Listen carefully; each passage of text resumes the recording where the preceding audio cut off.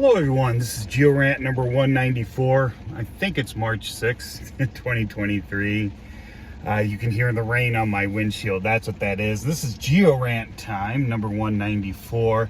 And I'm going to talk a little bit today about some basic stuff.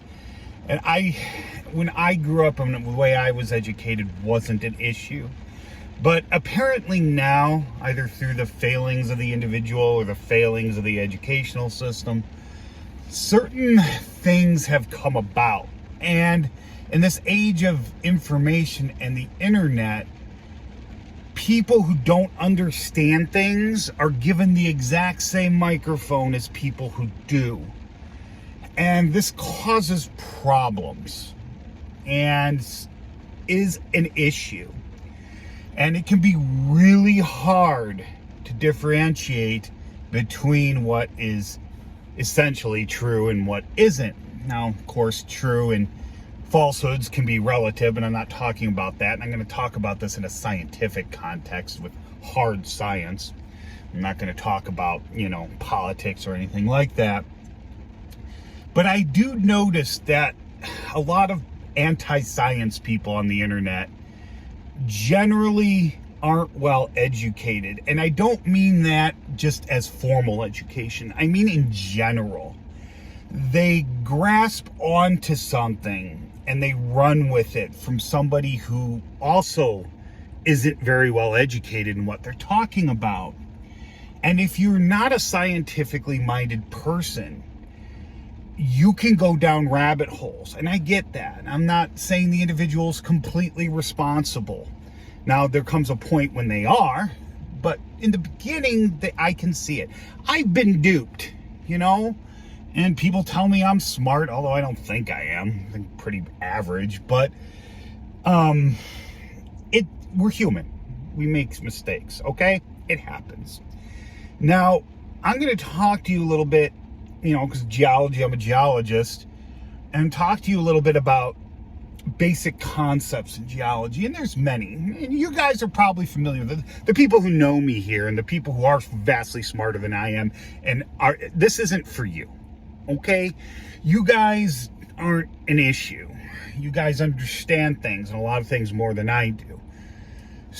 But some basic concepts in geology are the hydrologic cycle.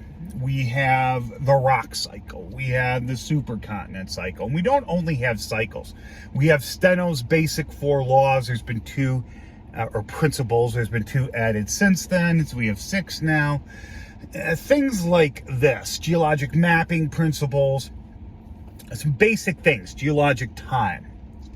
Now, when you start your education, the way it is set up here is our education system in the United States is still based off of industry. It's an industrial revolution thing. You are taught what we think we know about stuff because it was learned during the Industrial Revolution is you can't just have an ignorant workforce. So they have to know stuff. So you're just shoved a bunch of information. You may not be shown the how or the why. Now, people who are scientifically proficient, by the time they get to high school, they will be in advanced courses. They may even take college courses, and they'll start to understand the why. Because until through high school, you're basically just told stuff. What we know, this is the history, this is physics. You're not told how we got there. And that's very lacking in our educational system. Now, once you get to college, you are. Generally. Now, in high school, I went to a public high school, but I went to one that was essentially, it was full of really rich people. I was on the outskirts of the district. So I got a really good high school public education. Then I went to a public college that was similar in that structure. Well, that wasn't full of rich people, but it was very good public college, university. So I was exposed early, and I knew in high school I wanted to do science if I ever went to college. I didn't right away. I did the military thing, and then I decided to go to the reserves so I could do ROTC, get a commission, all that stuff, and I did that for a while. But I was in the military for about 10 years, after high school, through college, and a few years after as an officer. But I'm digressing here. I don't want this to get too long. I just think it's important that you know some of my backstory, because I am older. I am what people consider Gen X, but I'm like right in the middle. So, we were raised a little differently. We were taught a little different. We're all No Child Left Behind. We're all pre-learning maths the new way. We all are older than that. So we don't understand a lot of things. But I've noticed that there does seem to be a failing in the educational system. And all these models you're given in science at a very rudimentary level, they are not gospel, okay? They are not meant to be extrapolated to the nth degree. There are tons of exceptions. They are basic concepts. So if you decide to go further down that, you will understand how we got there. You will understand how it's applied. You will get more in depth into it. And one of these is, basically plate tectonics. You're all taught plate tectonics when you're probably in high school. If you take even a basic geology course, you'll be taught that the continents move about the globe, and a lot of people, that's all they ever get. And they know of Pangea, but they don't realize we've had at least 2 supercontinents before that, Rodinia and what we call Nuna or Columbia. I just usually call it Nuna. I think it's a cooler word. And there's been other proposed ones, and it depends on how you define a supercontinent and all these other things. But we did do that a couple of years ago in 2021 because we got so sick of people calling ridiculous things supercontinents and all that stuff. But anyway, I digress. These basic models that you're shown, and even in geophysics and tectonics, that's not the end of it. Okay, if you go more into tectonics, it's more like physics. Just like structural geology is more like engineering and physics. And a lot of people don't know this. Geology is a predictive science. Geophysics, tectonics, structural geology, these all make predictions.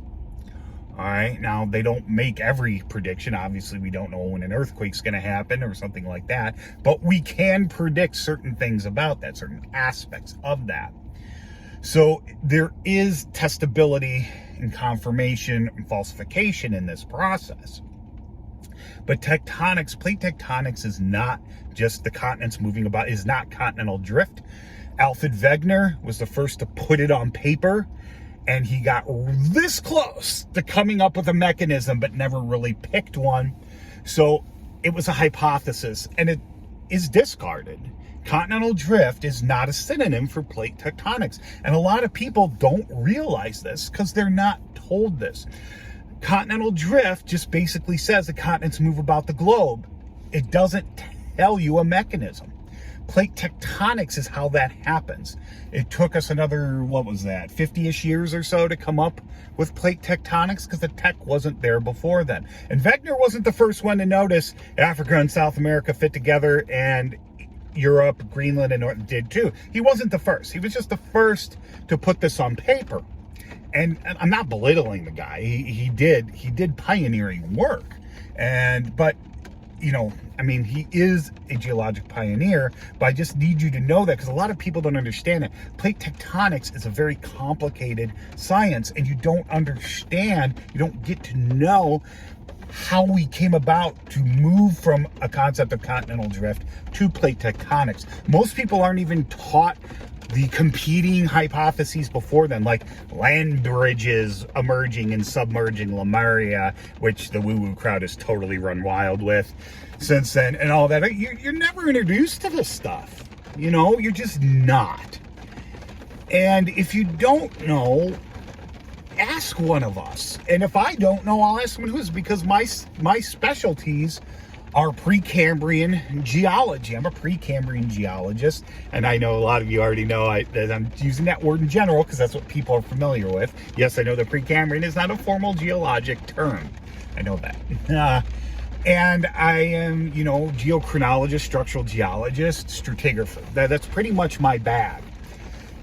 So I don't know everything. And also in plate tectonics, what you taught plate tectonics, plates collide, mountain ranges are built. But there's patterns to that building. We can unwrap how that occurred. And we've actually been able to do that longer than we've had plate tectonics.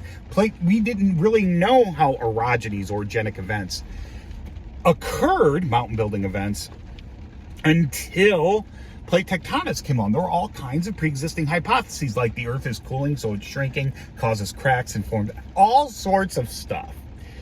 And now we know it's driven by plate tectonics are the cause of most orogenic orogenies. Not all of them, but most of them. All right.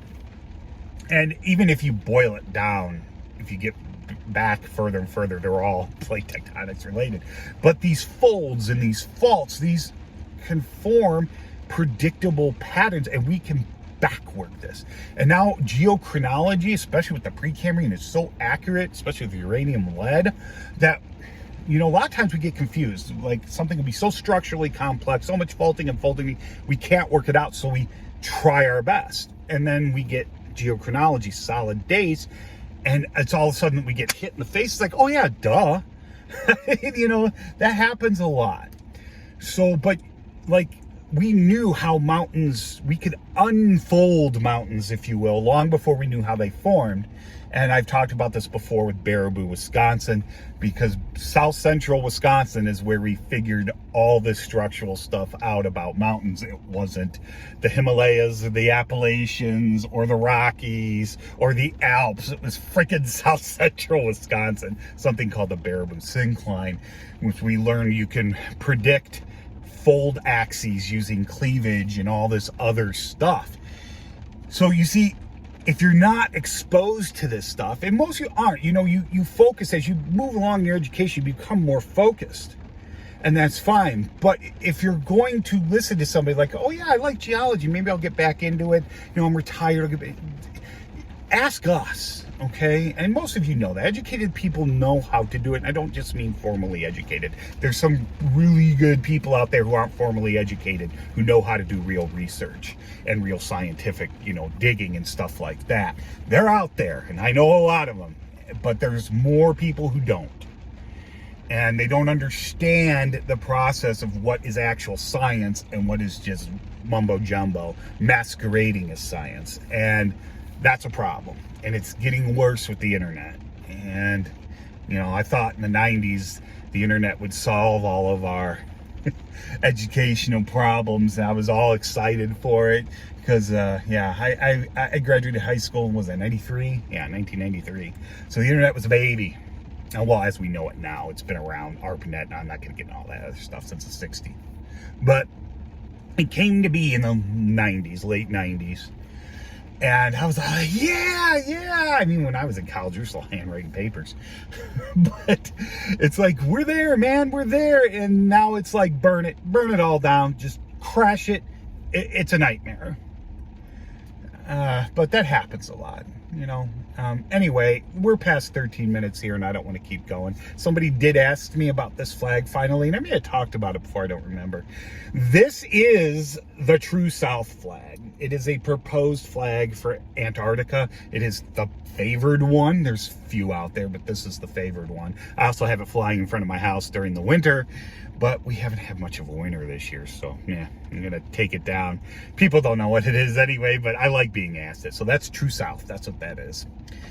Anyway, I think that's it. If you have any questions or comments, please leave them below. I hope I wasn't too ranty, and I hope you learned something. Feel free to expand on this, whatever you need to. All right, have a good day.